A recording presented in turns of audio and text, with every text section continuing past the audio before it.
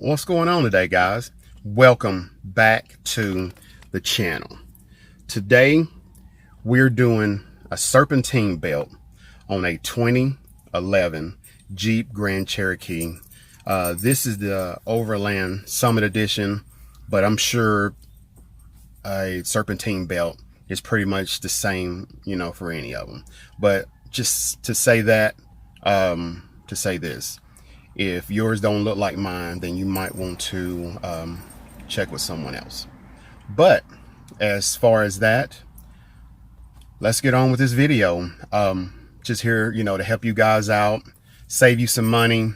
I did talk to a guy, and this would have run probably $120, $140.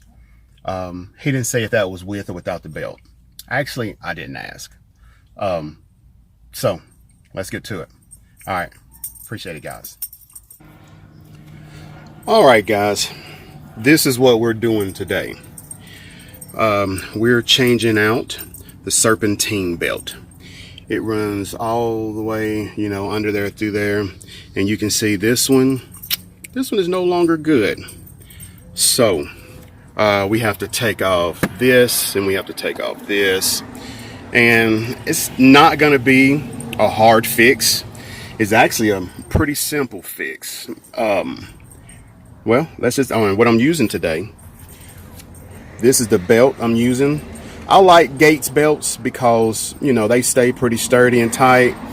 If you go with a cheaper belt, what you're going to find is they get loose, and you're going to either have to get a new belt or find somewhere to tighten it.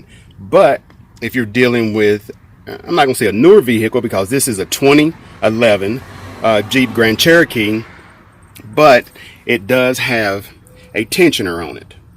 I am not going to replace the tensioner on it. They recommend you to replace the tensioner, but I'm not. So with that being said, let's make it happen. Okay. Let's get this party started. First, you want to do this right here. It's just a cover, so you can pop this off with a little ease. You got that, and that. Basically holds that on. I mean, you do want to get it back in its right spots, but as for now, it's good. Take this cover off. You're going to need a 8mm. You got one there. You're gonna have one back here.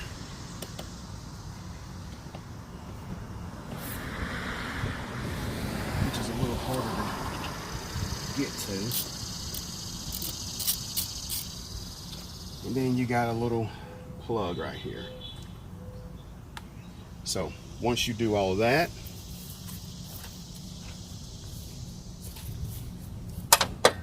this easily should come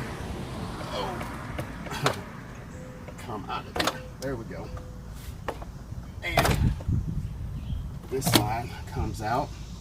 And the only thing that really holds this, you got one little tit here and a grommet here. This goes down here, and this goes in there. And then we're at the nitty gritty. So take off the 8mm, and we just put on just a regular extension.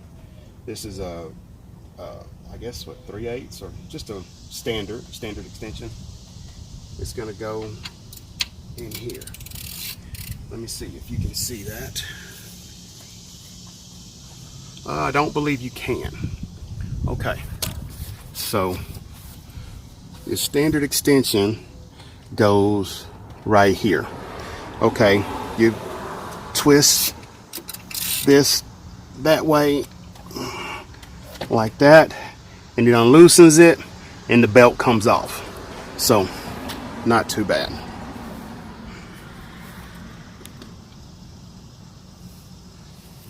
Okay, so turn that.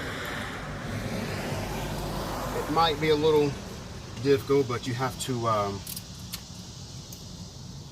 probably slide it off of something that's smooth and not really any groove.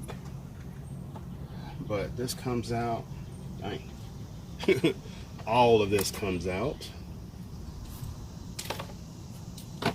And like I said, we got a belt from Gates, micro V. Pull that out. And the main thing you have to remember, the hardest thing I guess you have to remember, is the placement as far as how it goes back on. So if you can't see it yet, I will show you in just a second.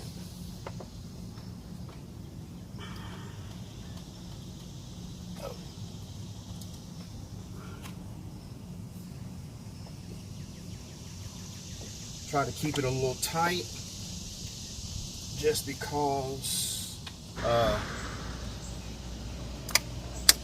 it's all, you know, do a good look over, make sure everything is on there good. Yep, that's your tensioner, and that, you know, everything. Look under there, everything is on fairly good. So I think it was, let's see, up under there. Yep, that looks pretty good. Go overhead if you need to. Yeah, that looks pretty good. So put everything back together. Put this back on. Line up with your drummets. Got one there. It should snap.